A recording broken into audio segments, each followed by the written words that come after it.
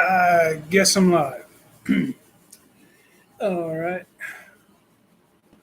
Early. Just a couple minutes early.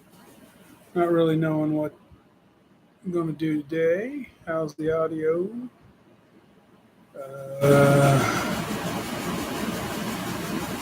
See something different here. Let's see what this is. Okay, I just gave myself some hearts, I guess. Okay. All right. Yeah, well, I'm just popping in here, saying hey. Haven't been on in a while. Been doing a lot of stuff.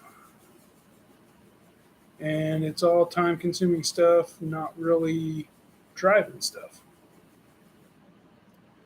So, people are cutting expenses. All right, somebody jumped in there with a quick one. That's what I'm doing. That's kind of what's going on here. Hey, Fate, what's up, buddy? Just kind of sitting at home here. Shannon Thomas Trucking, how's it going? Here, let's see if I can give some hearts out. All right, 100%. I'm playing with all these little things on the side of the chat window here. Fire, hot, celebrate. Yeah, check it out. I got all kinds of hearts. Cool. Uh, so yeah, I just started here. Started a little early. Just kind of getting back into this thing. Uh, the poll basically is the topic. Atlanta. Yeah, that's not a fun place sometimes. That traffic's terrible. Terrible, terrible, terrible. No place to park anywhere. You have to pay. Um, I don't know what to say about Atlanta, really. I mean, nothing bad other than terrible for truck drivers. So anyway, uh, I'm uh, I'm cutting expenses, and that's what I'm doing. I think it's the appropriate thing to do. I don't really see anything trending to even stay stable, even on the flatbed side. Uh, every broker's fighting for every spot market. They just keep ticking away, and I'm just one truck, one trailer type thing. And uh, yesterday I cut my Ascend TMS that's just been you know sitting there on the brokerage side, letting the just letting stuff expire.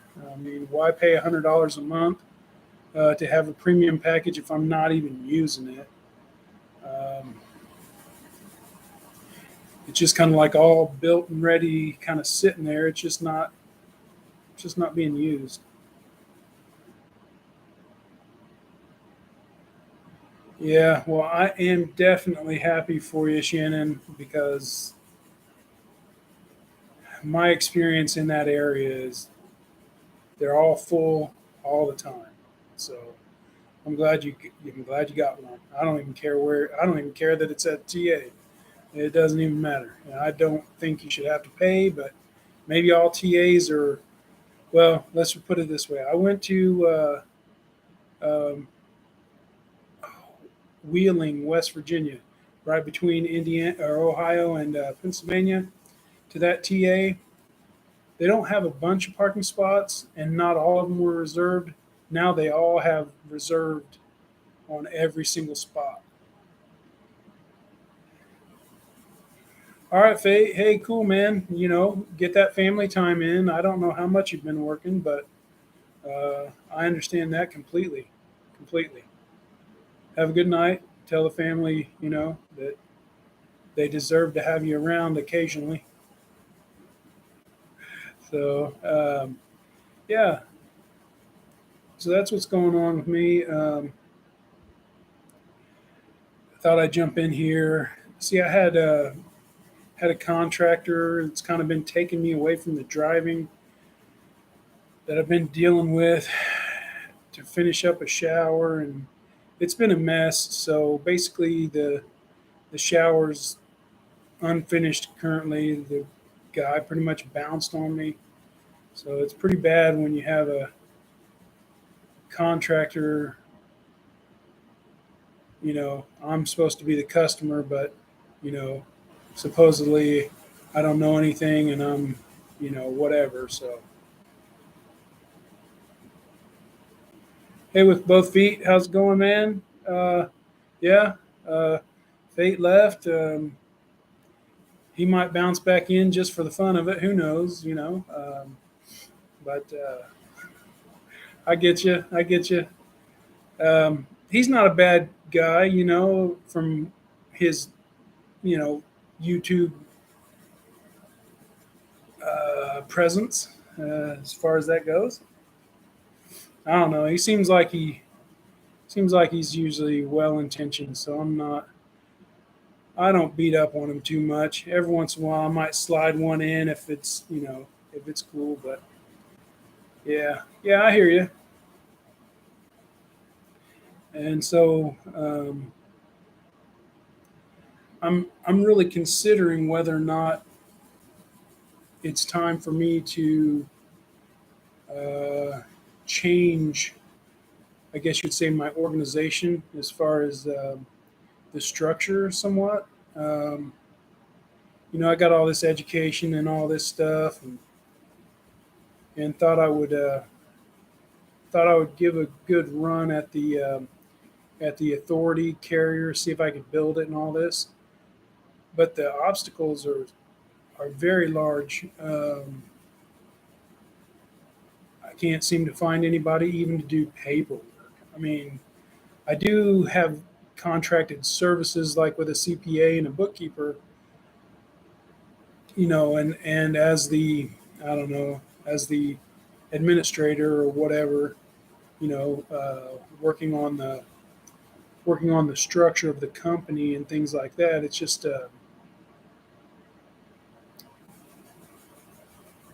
can't even find people that want to, um, you know, do maybe 8 hours worth of paperwork stuff.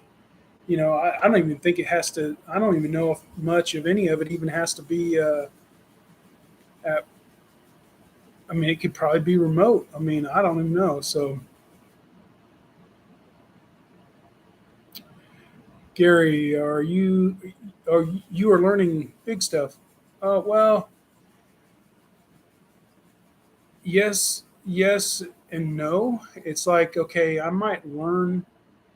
Thank you, Shannon. I might learn and know those things,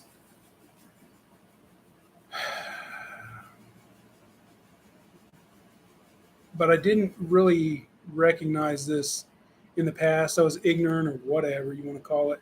Nothing bad about being ignorant, right? It's the best word probably that I can use to describe it. It's just, it's kind of like you have to have $1 billion in order to make 100,000 or something like that. And if I didn't know I had to have $1 billion before I tried to make 100,000, then why learn all that other stuff? Why waste my time on it? Really? I mean, it enriches my brain, and that might be about it. So yeah, that's basically where I'm at. I kind of know the ins and outs. I kind of know how things work, and learned a lot of that. Tried to figure it all out, but just kind of beginning to recognize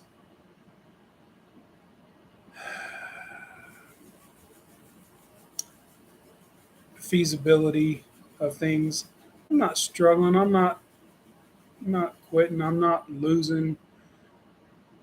But if the environment does not allow me to progress, because of whatever constraint it is that I have, uh, then my team. I haven't really built a team, so uh, or can't build a team because of not being capitalized is kind of how I see it. It's like you know, got to have a lot more backing as an individual to be able to take those steps. It's kind of like those people. I would say, doing the authority thing is kind of like those people that go straight in and do a lease purchase. And when they go straight in to do a lease purchase, and then they get, I guess, a lot of people complain about getting taken by the carrier. They're starving on the road and stuff. That's kind of the similar thing.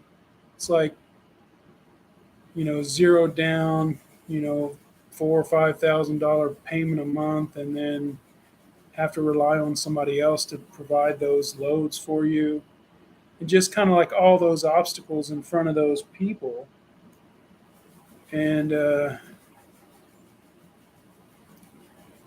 I'm taking a reading again. So write down now how you would do it if you did it all over again. Well, I don't think I would change anything, to be honest, because I mean I've been in business before in the past, and at that time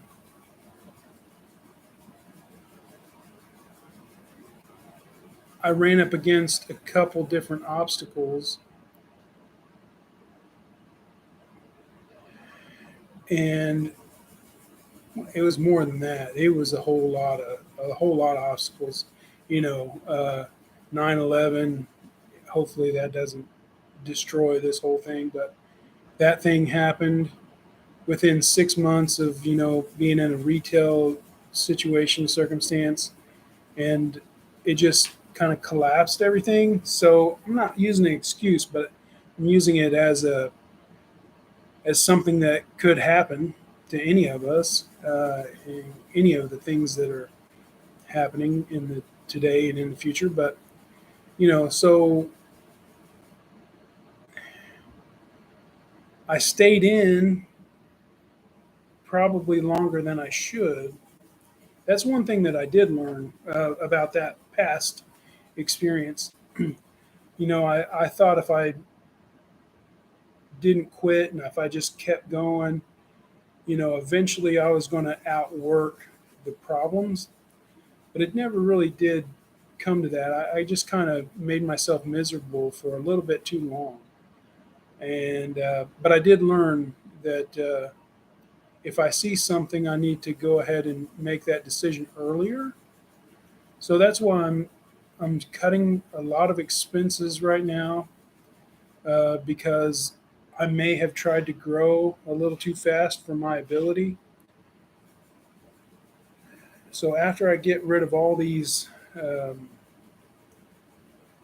expenses off to the side, I'll narrow my focus a little bit better, and then I'll be able to concentrate on this grant. I have a grant that I have to get done, and that'll be, write up a grant request that's available. Whether or not I get it, who knows? But if I do, that'll be great. I'll be able to buy a reefer trailer. I currently have a flatbed, and so if I do all that, if I'm awarded the grant, then that'll provide me with an opportunity to access another trailer. All that has to be done before the 15th of August. So that's another reason why I'm sitting here at home this weekend. Um, so I'm gonna, I'm giving it a good try. I think I'll have I think I'll be competitive, regardless if I get it or not. I don't know if they offer $20,000. They offer up to $20,000, and I think it's up to, I can't remember how many, 20 or 200, one of the two. Um, individual awards. So they're I don't know how many people are competing for it. I guess it's competitive. I don't know why it wouldn't be competitive, but I have spoken with someone that did get it a few years ago, uh, and they had a coffee shop or whatever, and they've since gone and sold out or whatever. I believe that's what happened to her. And anyway, yeah. So it would be nice if I could do that. Hopefully, I do what they want me to do in order to be competitive, and that'll make a big difference in the operation uh, if I can secure a reefer trailer. I've pulled reefer, drive in, and flatbed. Haven't done oversized, nothing like that. Kind of know how it works, but never did actually go and get the oversized load. Uh, I don't know what you call them, flags and signs and stuff. I haven't done all that and haven't called each individual state to get the permits. I wasn't going to go into no escorts because I'd kind of be it would be difficult for me to plan all that and still keep driving, daily. Um, so yeah, I really wouldn't change a whole lot. Um,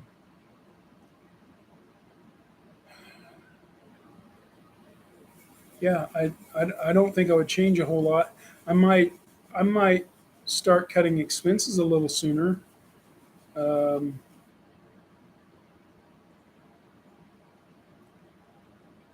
you know, there's not a whole lot I can there's not a whole lot I can say because I think I gave it a good chance. Really, tried to get a driver to come on that I thought would be a good contractor employee, and circumstance. Uh, obviously, is my brother, so I no fault, with him. So kind of he needed. I feel like he needed some, I don't know, help, assistance, or whatever. Family through a transition in his life, and so I didn't look at it too negatively or anything. It's disappointing at first, but I'm not. I'm not holding his feet to the fire. If it was somebody I didn't know and I, basically paid for their school and stuff and whatever, it would be a whole different story than what actually happened. Uh, so yeah, I think it's really that I can't find people to do any work anymore. I mean, unless they get unless they make more than a truck driver, to do a whole lot less than a truck driver. Um, so I don't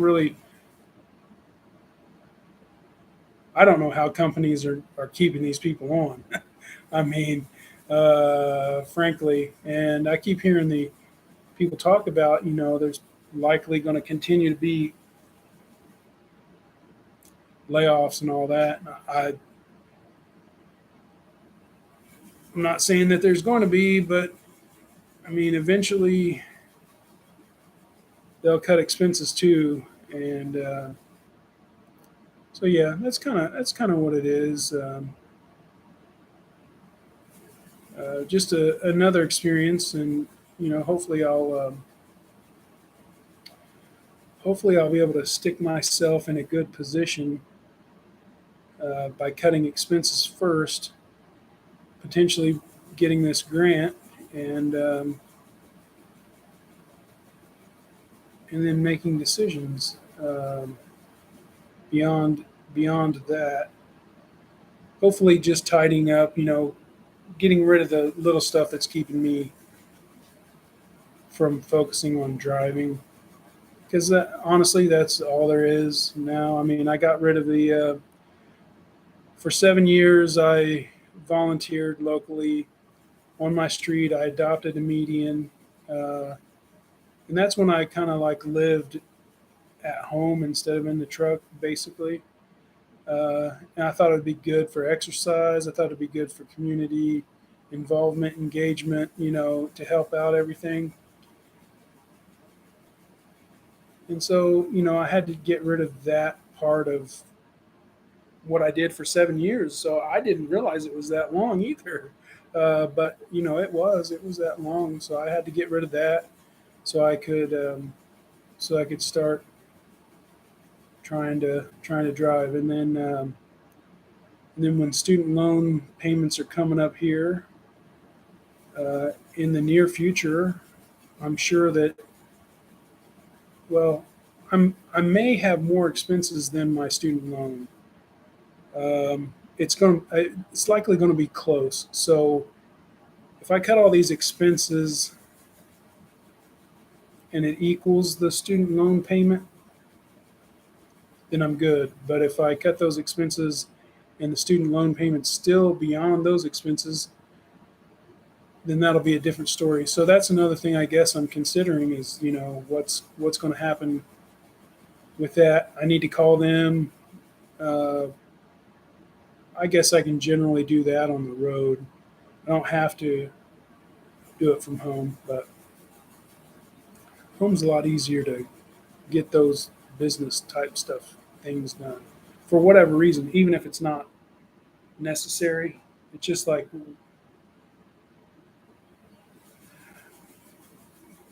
the little desk that I use to, I pull out this tray and, I got my printer there and I got, a laptop or something to write on. It's always possible to get things done. I like more room. It just makes it easier for me to scatter stuff out. Don't know why, but so I'm looking at the poll. This is funny. At first, it was how many people are cutting expenses. It was 100% there for a while. Now it's 60-40, but no one has clicked on the uh, mine are covered by the capital gains. You know, who are these? You know, super big mega carriers that come in and say, "Well, my capital gain goes well beyond my expenses. That means I'm in a great or perfect position. So all it does is make me pay less capital gains. I don't know. That's how funny I am, I guess. Um, so I'm going to read this from Shannon here. A lot of times we don't realize that almost every successful carrier have several other streams of income. Yeah, um, and that is the other part. Um,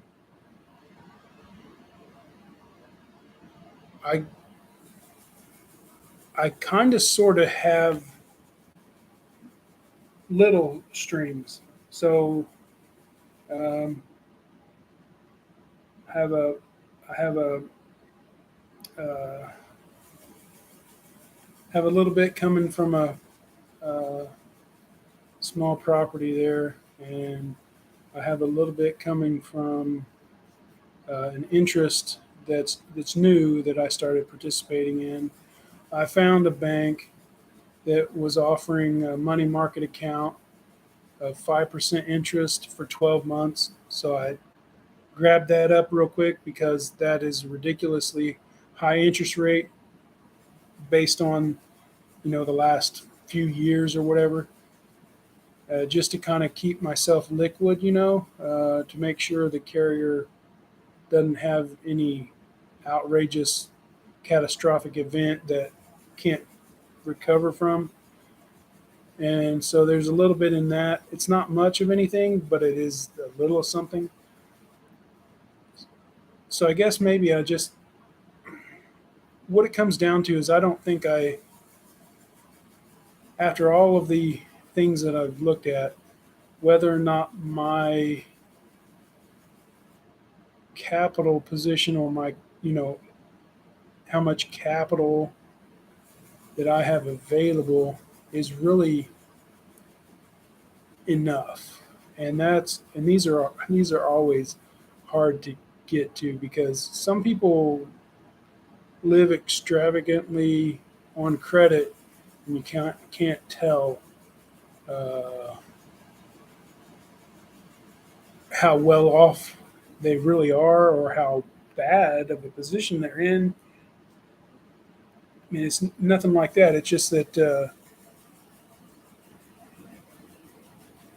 it's hard to try to figure out how much a business needs to reduce stress for one, and the other is just to make sure everything's good. I think everything's okay, but uh, I don't think there's enough to be able to grow. And if that's my constraint, if I can sit here and do the same thing day in day out and not grow and have all this risk, then why do that? You know. Um, so these are some considerations that I'm looking at. You know, this is just normal stuff that I should be doing. Okay, so then we've got a Rebels Outlaws Savage Logistics Inc. One thing, it helps if you do own stuff yourself, everything to manage your own freight brokering and get your own freight broker license. That helps out a lot of people. Yeah, well, that's probably what I'm going to be closing down. I'm not sure yet, you know, when it's going to happen, but my bond is up probably for renewal again, uh, probably 2 years worth. Um, it's just there's no support, and you know, generally speaking, I can't find any support anywhere. Supports, and I say that, you know, paid supports. You know, someone that is willing to do something in exchange for money, and money. I don't, you know, money. What's appropriate? You know, for 8 hours of filing a piece of paper. I mean, I don't know what number that is, but I can't pay them more than what I make. You know, I mean, that's if I'm doing everything, I shouldn't be the one overcompensating someone just because I have a need. You know, it's kind of ridiculous. You know, I'm either running into people that aren't being realistic, or I literally have no clue. And if I literally have no clue, and that's really what the going rates are, you know, $50 an hour at McDonald's or whatever. And excuse me, not to be offensive. I used to work at that place. I mean, I think it was $4 an hour when I worked at that place. Um, so it has me a little confused. Um, but anyway, that's some insight to me. You know, at least one place I've worked. Okay, yeah. Well, somebody's got everything they need because if all expenses are covered by um, if an if some organization is covered by all their capital gains, then they've set themselves up well or inherited that position and are maintaining that position because you know those people that inherit stuff sometimes they lose it all and they lose it all quick because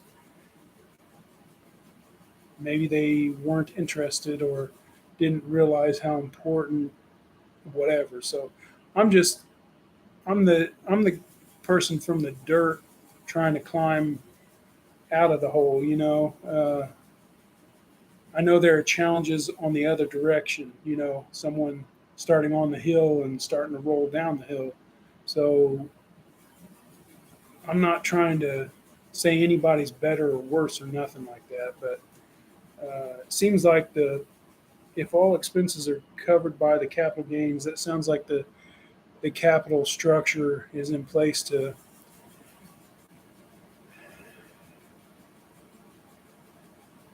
do a lot of things or to pay those supports adequately enough to be able to, you know, have their loyalty, if that's the right way to look at it. I don't know, but so yeah. Anyway, you know, uh, I just thought I'd get out here and talk a little bit, kind of see if there's anybody else that's cutting expenses, if they think this time is the time to be cutting expenses. See, that goes along with the whole thing. If you think the recession is going to happen or not, that people are talking about, is it good preparation? And some people say, yeah, that's the right thing to do. And then other people say it's kind of like a doomsday scenario where somebody's just setting you up for the next, run on the stock market or whatever. So, um, based on where we're at, I don't see the current demand coming back, and it seems like it's declining, or more people are entering the freight brokerage side and fighting for the same load, and those same loads that are coming out into the spot market are the worst loads, are the hardest loads to cover, and they want to get them covered for less than the contracted. It's just this whole upside down scenario where, um, based on my understanding, uh, shouldn't be ethically the way things operate in business.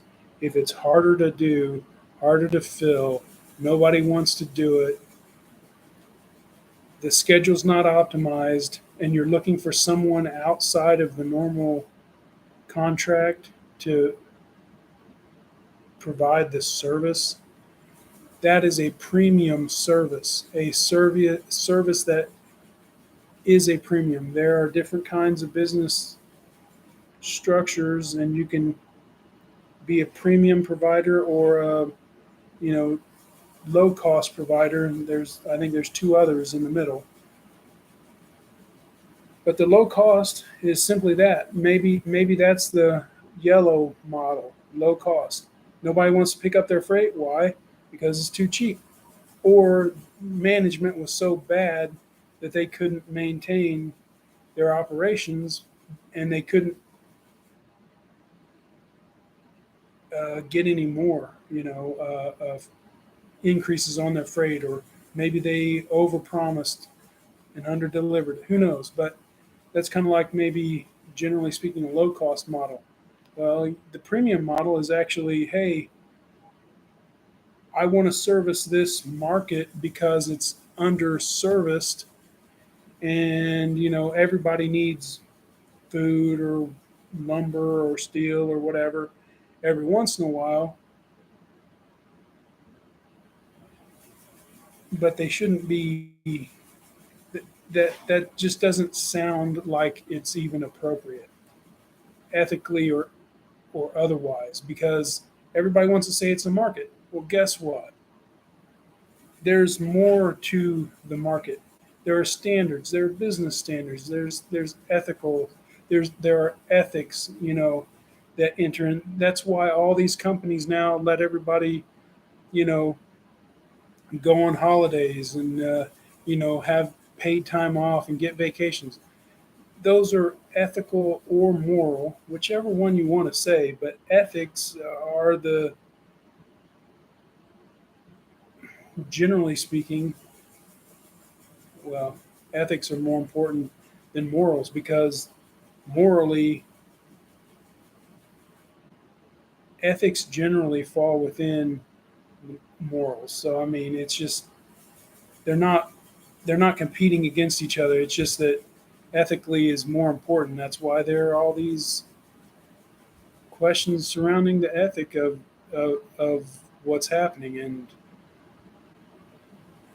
once these things are violated over and over and over, you know, fraud, I mean, is it morally or ethically wrong? Probably both, So all these double brokering, quadruple brokering, whatever it is that's going on.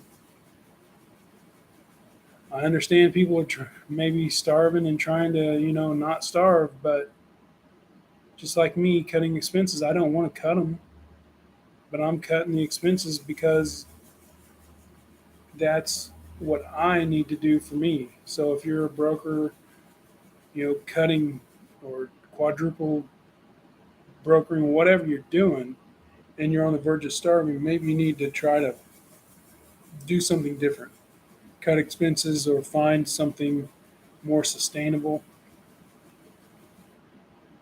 I mean, the argument goes both ways. Carrier, you need to go out of business. Well, guess what? If the carrier goes out of business, guess what? You don't have a carrier to call as a broker, and I'm not beating up brokers because the whole system is affected. Because if the carrier's gone, now the broker's gone, and guess what, shipper, manufacturer, you don't have any brokers, you don't have any carriers. You are limited by what you have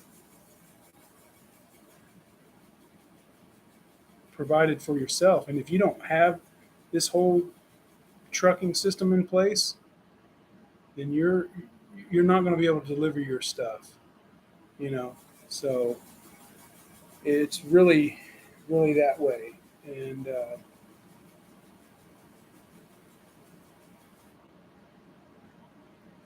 the shippers are maintaining their and manufacturers and things.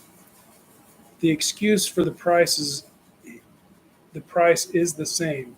You have your shipper and your carrier. You have the broker in the middle. So if we're leaving the broker out of the scenario, well, if the shipper demands a price for their good because their input prices went up, and that's what they're standing on,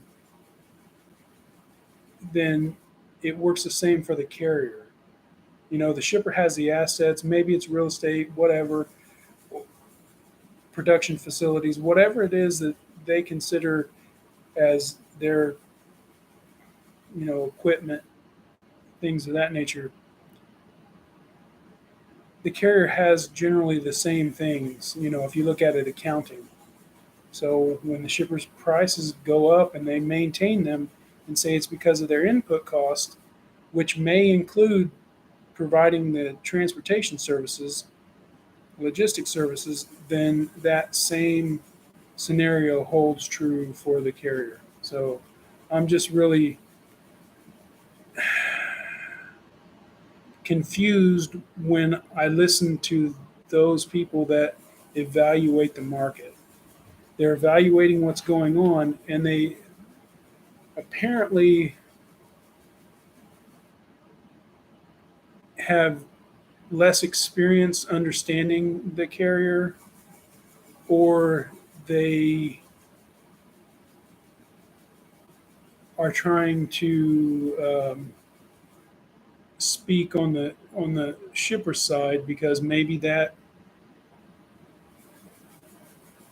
is where they believe everything starts, upstream, downstream, supply chain. Just depends on what their demographic, what they're trying to, what their audience is. But that's why I think in journalism they could work harder at providing more rhetoric, uh, whatever you want to call it, that whatever when they're talking or they're describing, this, that, and whatever about the market, about costs are going up, things like that. They usually are referring to the shipper or the manufacturer. They're usually not saying that it's the carrier that is experiencing those same scenarios. It's like this divide. There's really not a divide when it comes to input costs.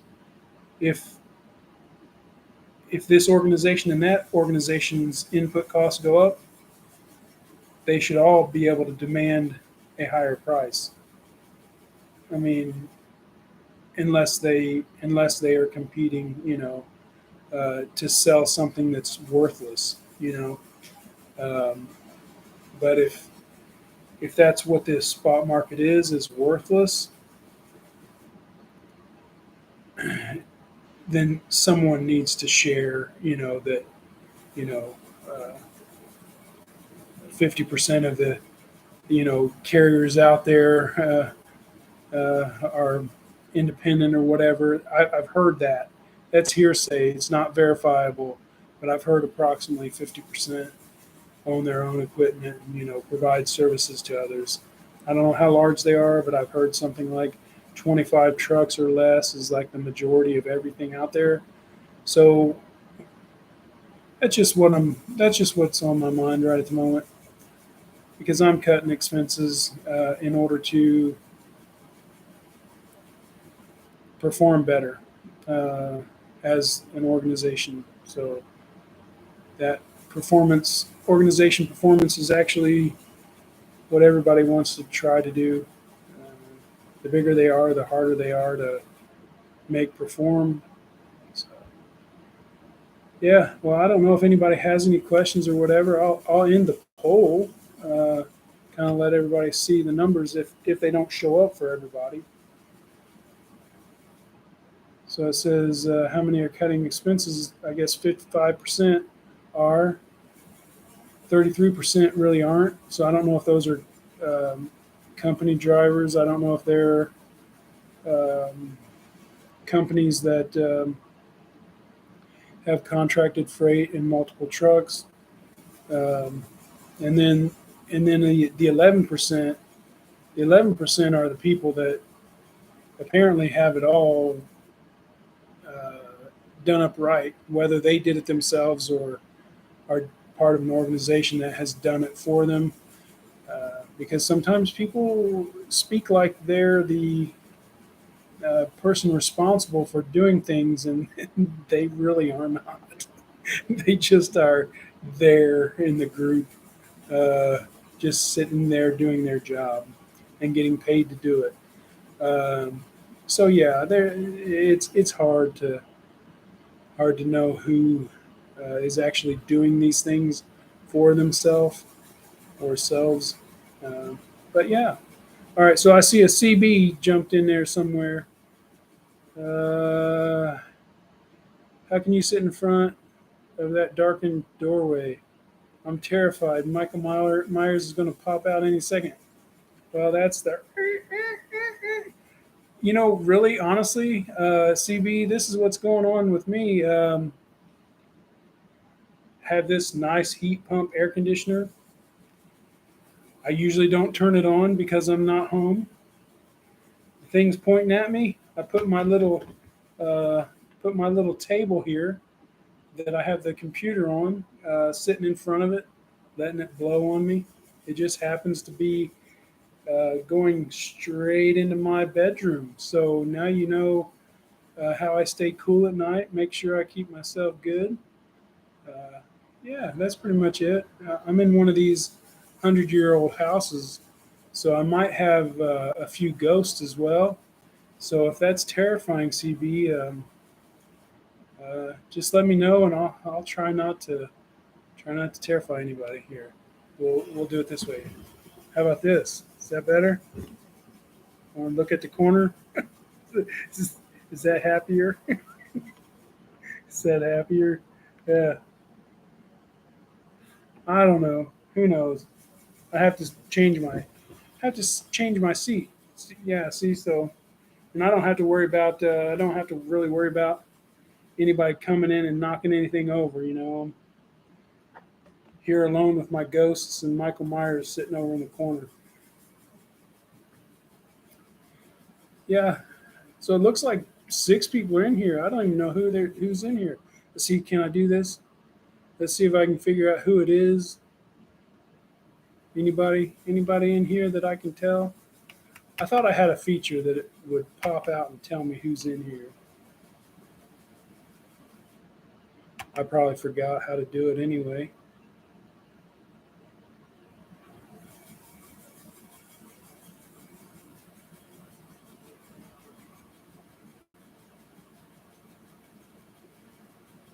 You're just a scary pants, huh? Oh, you're scary paints. I get it.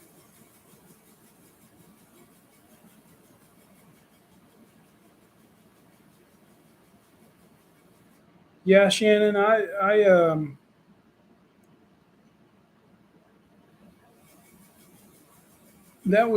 feel like that was my downfall. You don't believe you'd be in business still if you hadn't had an investor to partner with.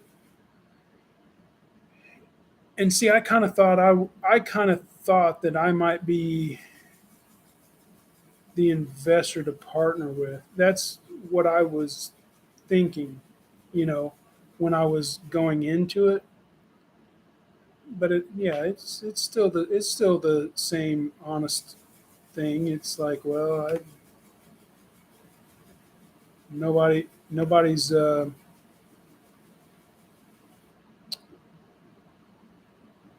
I don't know. It's hard. It's hard to evaluate oneself adequately enough to know what is appropriate and not appropriate. So yeah, that's where I'm at, and I think I'm trying. Getting. I think I'm finding out um, how much is needed to really do this kind of thing. Shannon, if you'd like to know, CB, I'm out of Indianapolis, Indiana. Um, I do flatbed, uh, just a one truck, one trailer. August, no, it was actually May of 2020 when the organization was formulated. So it's been a while, but I really didn't start actually operating until somewhere around April of 21 because I wanted to make sure everything was ready to go before I left my company job. So, um, yeah, WCF Invader. That's what I'm. That's what I'm trying to get ahead of. I don't know if you guys know about if you've heard of Sterling um,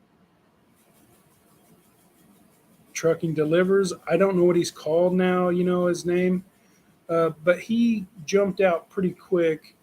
But he's out west where it might be a little tougher. But he was doing his own thing. Yeah, Sterling Will, the Church of Sterling. All those things that he comes up with. He's good at.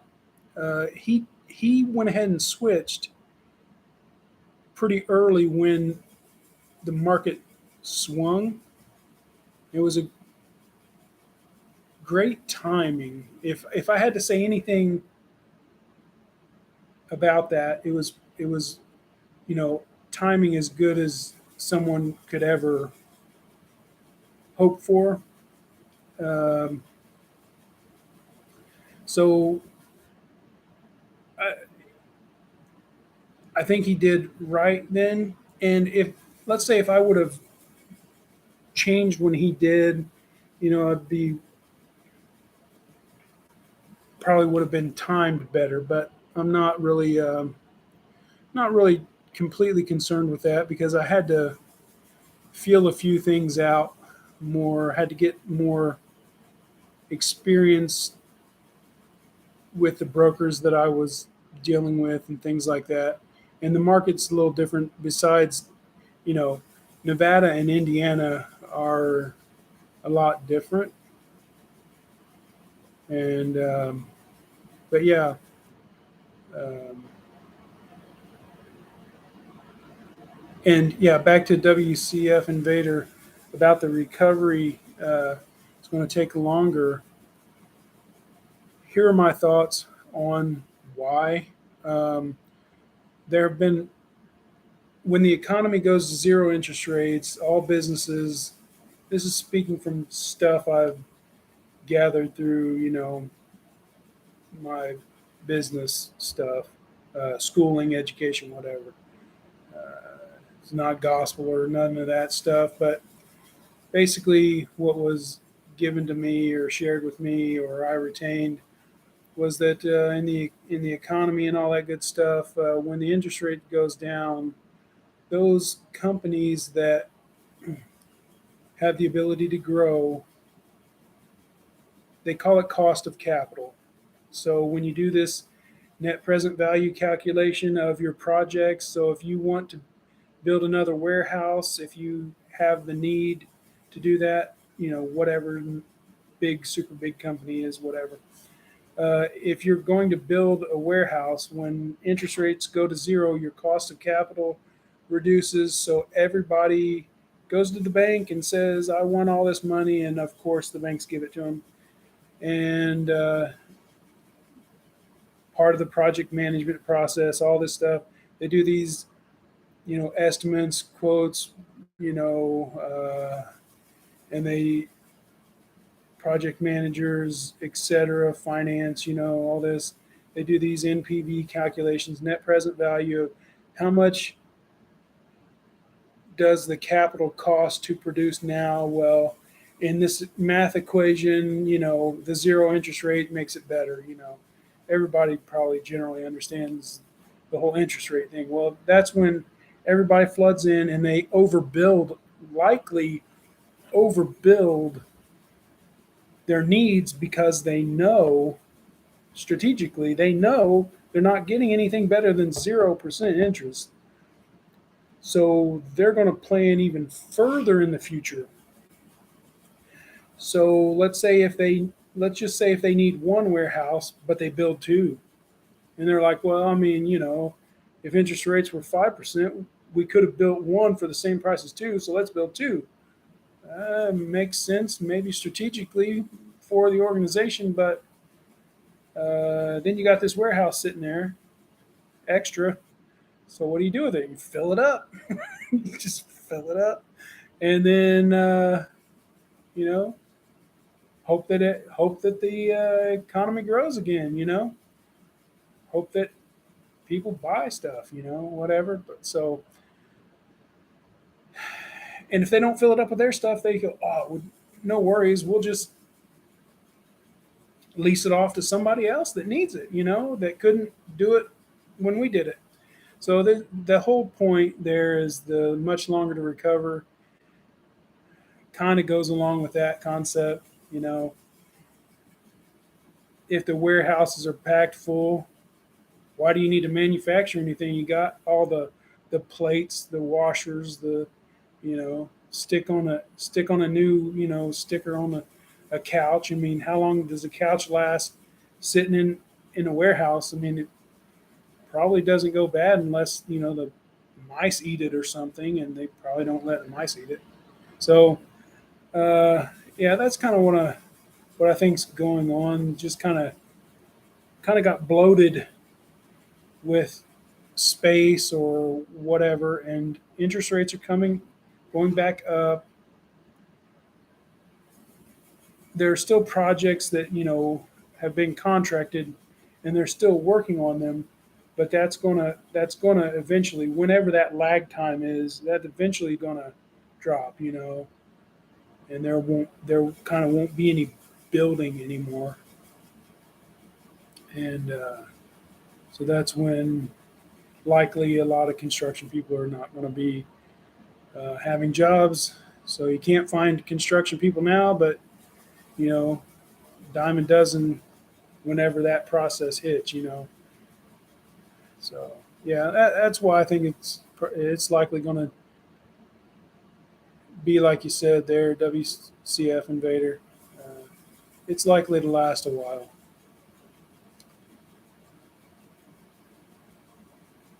So CB says Sterling is your pastor. Okay, all right. Do you know what he subscribes to? I'm trying to remember the pastor. Um, is he some kind of like alien conspiracy theorist? I mean, I don't know. He has a lot of alien stuff. Sterling, that guy. Uh, no, I don't know. I don't know him personally. He seems like a good guy. So yeah, so I just kind of went on my little rant about what's going to keep things. Yeah, I've seen the Church of Will, but I think that's a play on words. CB, you know, WHEEL is like a circular wheel. There's also like a person's will, like uh, WILL. So the Church of Wheel. It sounds about the same. I can't remember. He spells it WHEEL, right? I just want to be clear because you know CB he is creative, and if you subscribe to his church, uh, you're likely getting exposed to a lot of creativity. Uh, I'm subscribed to him too. I don't remember. He changed a lot of stuff there. Um,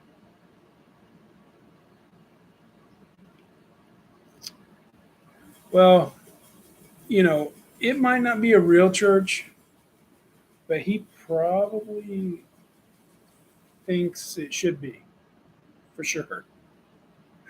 Uh, yeah, I'm. Yeah, Shannon, I'm thinking that the reductions in the freight volumes. I don't exactly know why the volumes have decreased. I mean, I can see the student loans, how people are, they've either bought everything they ever wanted or they're trying to get prepared for the new payment. If you want to call all the people with student loans the people that are spending all the money, I don't know that to be I don't know that to be true either. But I have heard as well that Germany, maybe France, but Germany actually is a big manufacturing producer of things. Maybe France too, but uh, it's like one or two, and they're cutting a lot of their production. So something's going on, uh, creating those scenarios. And if you're, the Nobel Peace Prize in economics or whatever on behavioral economics, it could be one of those strange things connected, to human behavior that we would like to know so we could take advantage of it. Uh, but yeah, I'm just trying to think. I'm trying to think because I'm really thinking pretty globally about the finance thing and the position of the dollar and a lot of those things that some people don't care to even think about or discuss, but they're interrelated in a lot of ways. Um, so yeah. Oh, here I'll give you one. It's interesting. So I just kind of started messing around in the stock market because it's available to me. I can buy stocks or now. And I don't have any big, large positions, any of that stuff. But as I was looking at some of the things, I thought, it might be good for me to have some exposure, one stock, 10 stocks, whatever, uh, to the production of uranium, since, hey, everybody wants to be in nuclear war, or everybody wants to be TerraPower. I don't know if you've heard TerraPower. I applied for them out of graduate school, and I was interested in them. Okay, so they have this. They have this. It's like a Bill Gates initiative. It's private. I tried to find the stock or something so I could buy it, uh, so that I could maybe feel good about myself after not getting a call back from TerraPower. Uh, trying to trying to work with them or be employed by them. So I guess it's a Bill Gates initiative where they designed a nuclear reactor that's much safer than the ones currently working. So if the thing goes into full meltdown and all that stuff, it just basically dumps itself and contains itself in the hole underneath it. It's not that easy, but it is. So anyway, they designed all this stuff, and their first one's supposed to be in China because the U.S. government, has all these regulations, whatever. And so, I know a little bit of Spanish, I know a little bit of Chinese, and trying to figure out how to get a job, maybe in China, maybe in the U.S., whatever. So anyway, and then these little reactors, they call them little nuclear reactors that provide tremendous amount of power, electricity, basically, cheaply, safely, all this stuff. So anyway, back to the point. I bought, I don't know, one or three, 10 shares or whatever, this uranium production facility. I don't remember where it's at, U.S. or Canada. I can't remember. I just thought that would be cool, and that's what I did. It's not investing advice. I didn't even say the ticker symbol, nothing like that. But it's been positive. Um, for a little bit. So it's doing okay. It's kind of funny. It's kind of funny because the reason why it's kind of funny is because it's not that much money that I have at play, but I'm tinkering around. So it's kind of like the carrier thing. It's like maybe I was just a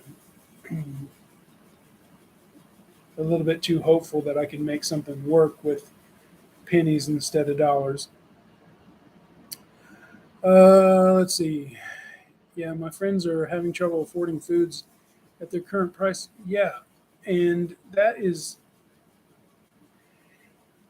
hard for a person because I've experienced both.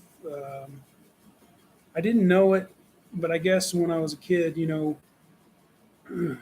uh, we needed some food assistance there. I never knew it, so I was proud, uh, and I always thought someone that was utilizing what's available to them in need should be able to do better and do without. Well, in college, I experienced that need too. So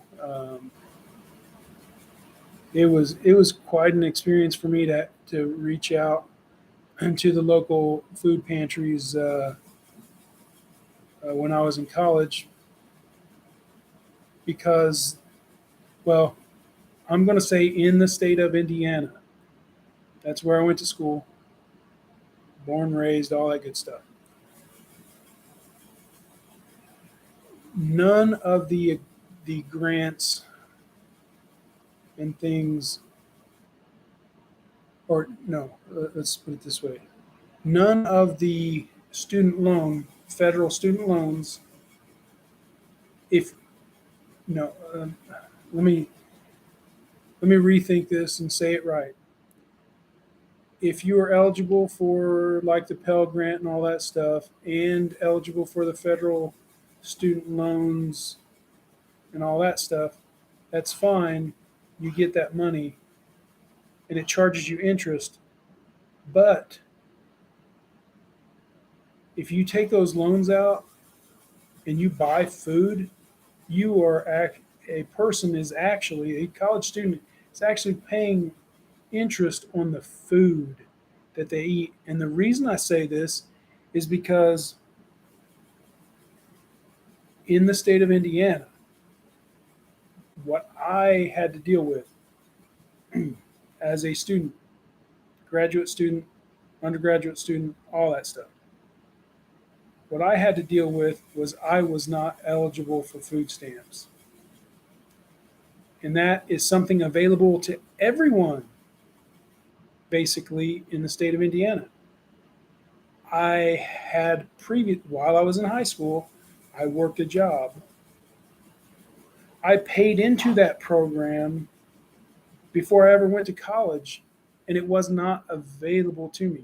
I'm not trying to play victim. I'm not trying to do nothing other than to state the reality of this scenario. I don't like it. Maybe that's why the five or whatever people left, because they didn't like hearing that. But it's just something that very, very troubling to me. So I understand that, and food is very high. I mean, even as a truck driver, it's almost ridiculous. What, pay $50 a day in food, maybe 30. I mean, and not really get but one meal really. I don't know. It's rough on me. So thanks for bringing that up too, Shannon. I don't know what LAZR is. Um, I'll type it up here in a minute if I remember it. I'm sure I can. And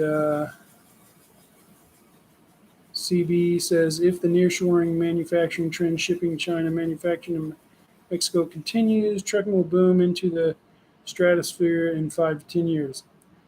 Okay, CB, it will also make Laredo the new Chicago, LA. CB, yes, I am in agreement with you. If you've taken off, sorry, man. But I believe you are very, very correct. I don't know if it's 10 years ago now, but I heard that I heard on like NPR, they were doing a special about our infrastructure needs. And the reason they had this story, it was before interest rates were zero. And so they were taking from the perspective that, hey, the U.S. has a problem with their ports because they're not large enough. This was way before. This was way before our port situation, during the pandemic and everything. And they were talking about this, and Mexico was building or had plans at that time of building this humongous port. And that's where super ships and everything else can come in, because that's one of the issues with Chicago. There's like these super ships that can't make it through. I don't even know if they can dredge to make it possible for these super ships, container ships, to make it to Chicago. So that's one of the bottlenecks for Chicago. And that might be why Atlanta is trying to grow their side. I'm not saying taken away from Chicago, but limiting Chicago by taking the super ships. And that's one of the issues. It's been a long time that I've been listening to all these things, and when I and Laredo is basically the I'm not saying the only way into the U.S., but they're building it up there. I was with Celadon, and they had a terminal there, and I've been there. So generally speaking, they had a bunch of stuff there, and so yeah, I literally think that's true from what I've heard. That's going to be where a large majority. I don't even know what's going to happen if California's just going to say, "Oh, we're done with our ports." I mean, they could do anything. California apparently um, doesn't want,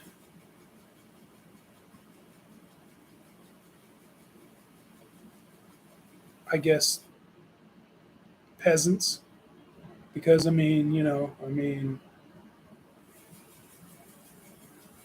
don't know. I don't get their public policy. I don't. I sometimes their policies are good, but a lot of here lately they seem to be just trying to do something for publicity, and that's what's getting me concerned. I mean, I guess all politics generally do that. So I don't know. It's hard. It's hard to figure that one out. But that's if you put too many obstacles in front of people, they're not going to go in. They're going to go around, and they're just going to stop going there. And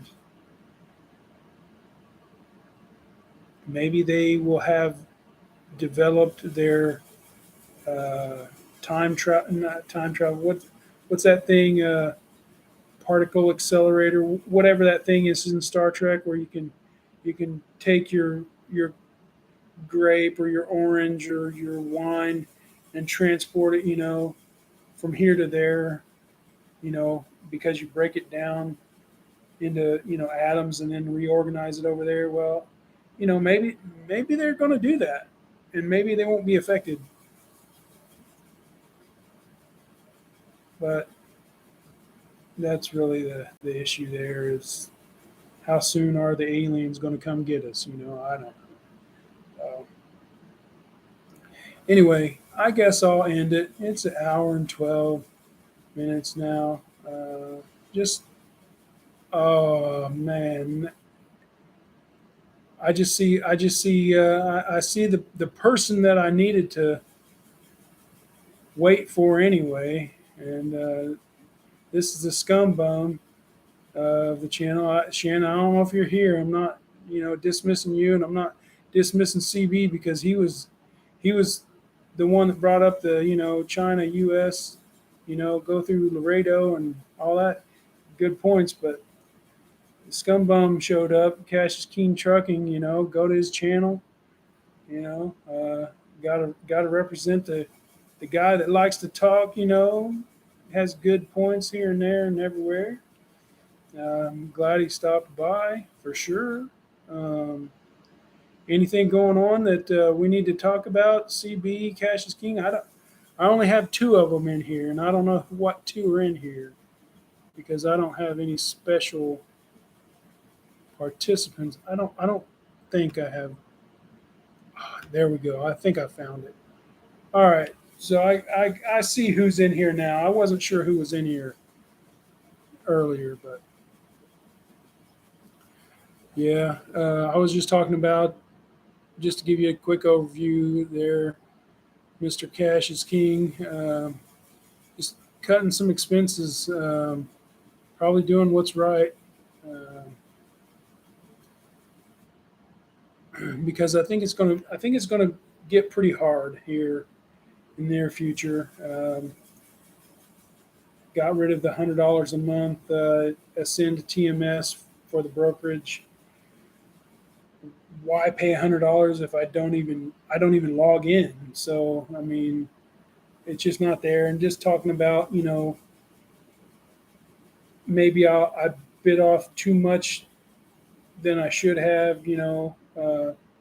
Not having enough capital and stuff to do everything that I thought was necessary, but just trying to reduce expenses. That's what's going on with me. CB brought in a really good point about you know going around the California ports via Mexico. I was talking about 10 years ago. I think it was about 10 years ago. NPR was talking about Mexico developing a huge mega ship, super ship uh, port so that it can take all this big stuff from China, whereas California likely would never invest in their infrastructure again, because whatever their reason is. But anyway, and so yeah, that was good. And then says you CB says throw in the geopolitical nightmare of China versus Taiwan, U.S. armed conflict. It makes nearshoring manufacturing a must. Yeah, I mean, good points, CB for sure. The question that I have is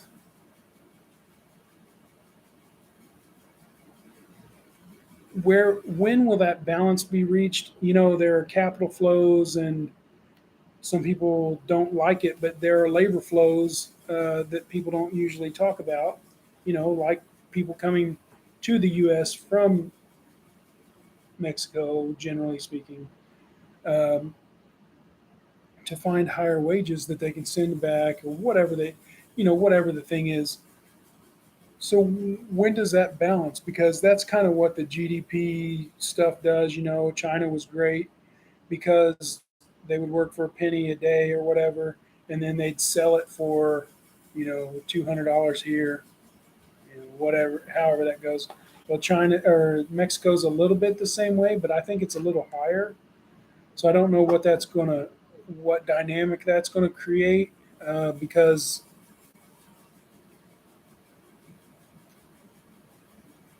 basically, if you're doing the geopolitical aligning the whole North and South America continent against, you know, Europe, Asia, Africa, is the geopolitical, thing. But who knows who's going to control? Because it seems like there's that dynamic, who's gonna pay the most money for stuff. I don't know. I don't know. But the whole Taiwan thing.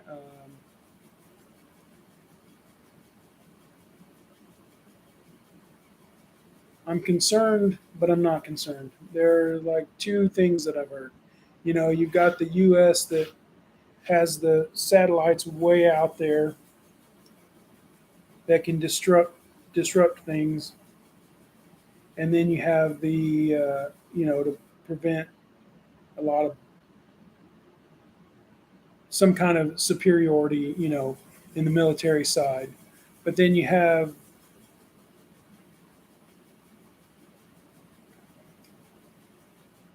let's just say, if the U.S. thinks they're going to be able to go over to China and Russia, basically same place, and take over and prevent Taiwan and all that stuff from being physically taken, if China chooses to do that, there's really, I don't think there's any way to do it other than to, complete destruction.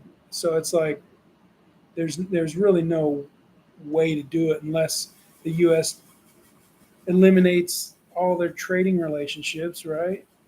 And doesn't allow anybody to use the dollar. Well, what happens then, right? It's like, what is it?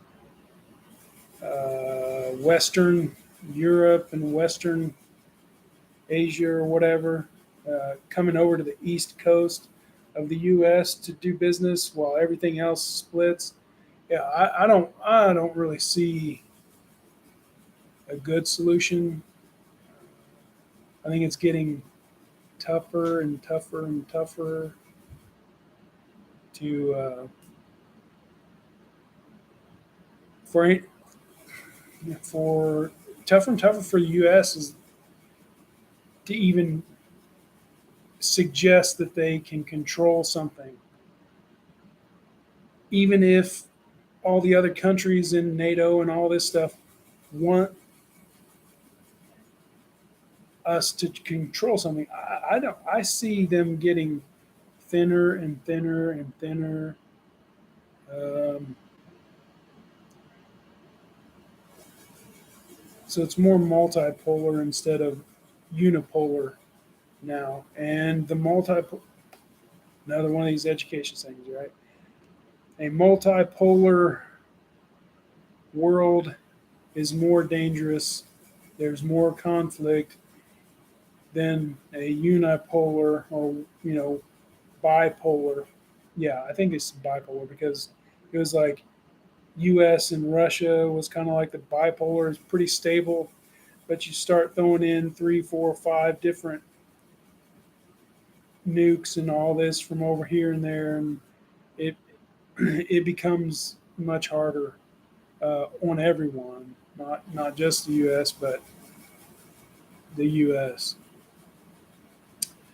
Okay, so CB says my guess is the logistics issues we had with China during COVID and the geopolitical risk of Taiwan has scared a lot of manufacturing money toward Mexico.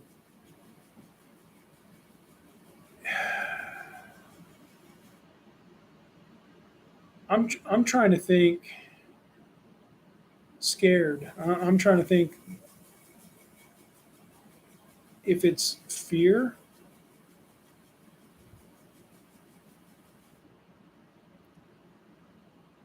I mean, there's nothing wrong with saying that.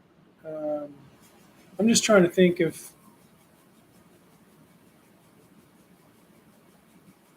I'm just trying to think if whether or not it's